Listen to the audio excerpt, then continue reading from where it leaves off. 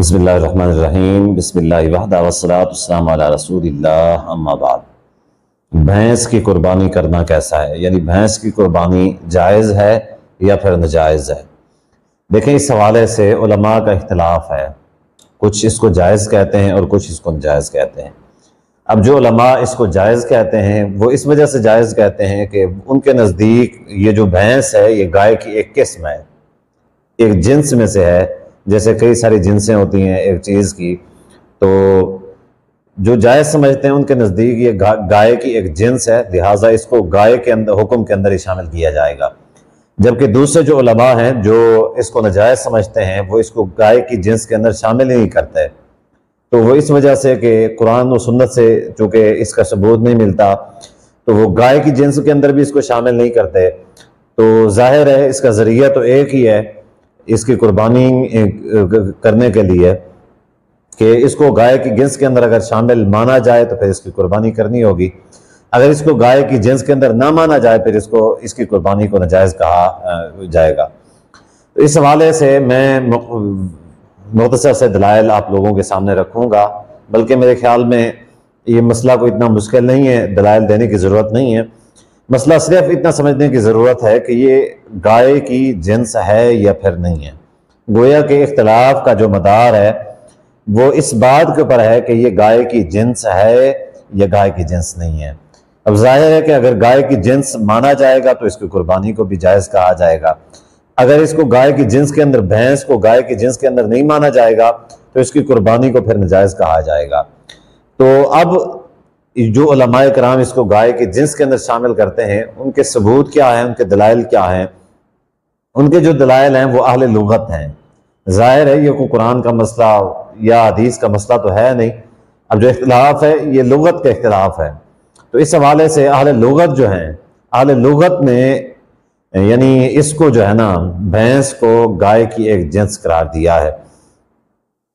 بہت سارے مثال کے طور پہ ہیں، میں ان کا تذکرہ واضح طور پہ نہیں کرنا چاہوں گا۔ مثال کے طور پہ امام ابن المنذر رحمہ اللہ انہوں نے یہی کہا ہے کہ یہ جو گائے ہے یہ جو ہے نا یہ بھینس ہے، یہ گائے کے حکم پہ ہے۔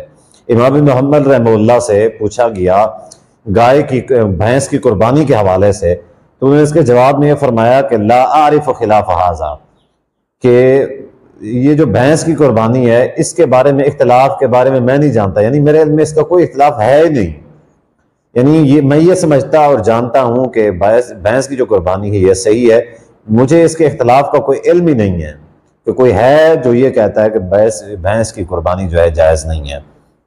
اسی طریقے سے شیخ الاسلام امام ابن تیمیہ رحمہ اللہ بھی اسی بات کو نقل کرتے ہیں، فرماتے ہیں کہ الجوامیس نوع من البقر، یہ جو بھینس ہے یہ گائے کی ایک قسم ہے۔ حق ابن المنذر فیہ الاجماع، فرماتے ہیں کہ ابن المنذر جو ہیں انہوں نے اس کے اوپر اجماع نقل کی ہے۔ گویا کہ اہل لغت جو ہیں سارے کے سارے اہل لغت، یعنی اس کے حوالے سے کسی کا اہل لغت میں سے کسی کا اختلاف نہیں ہے جو یہ کہتا ہو کہ یہ بھینس جو ہے گائے کی قسم نہیں ہے۔ گویا کہ سب مانتے ہیں کہ یہ جو بھینس ہے یہ گائے کی ایک قسم ہے۔ تو ظاہر ہے کہ اس حوالے سے ہمیں جس کے اوپر اعتبار کرنا چاہیے وہ اہل لغت ہیں۔ جیسا کہ میں پہلے بھی کہہ چکا ہوں، یہ نہ تو قرآن کا مسئلہ ہے کہ قرآن سے اس چیز کو ثابت کیا جائے، نہ حدیث کا مسئلہ ہے، چونکہ اس کا اختلاف جو ہے وہ جنس ہونے یا نہ ہونے کے اوپر ہے، تو یہ قرآن و سنت سے اس کا ثبوت نہیں ملے گا بلکہ اہل لغت سے ملے گا، ٹھیک ہے؟ تو اہل لغت جو ہیں وہ اس کو یعنی اس کی گائے کی قسم کے اندر شامل کرتے ہیں۔ اب رہی بات جو علماء کرام اس کی قربانی کو ناجائز قرار دیتے ہیں، ظاہر ہے وہ اس کو گائے کی جنس کے اندر شامل نہیں کرتے۔ اب وہ گائے کی جنس کے اندر جو شامل نہیں کرتے تو اس حوالے سے ان کے پاس کوئی نہ کوئی ہونا چاہیے ریجیکشن کا، جو ان کے پاس ہونا چاہیے کوئی ریزن، وہ بیان کر سکتے ہیں۔ اللہ تعالی عالم، ہمارے پاس ایسی کوئی ان کے پاس ایسی وجہ نہیں ملی یا ایسی کوئی ان کی دلیل نہیں ملی جس سے واضح طور پہ سمجھا جا سکے کہ واقعی میں یہ جو بھینس ہے گائے کی جنس میں سے نہیں ہے۔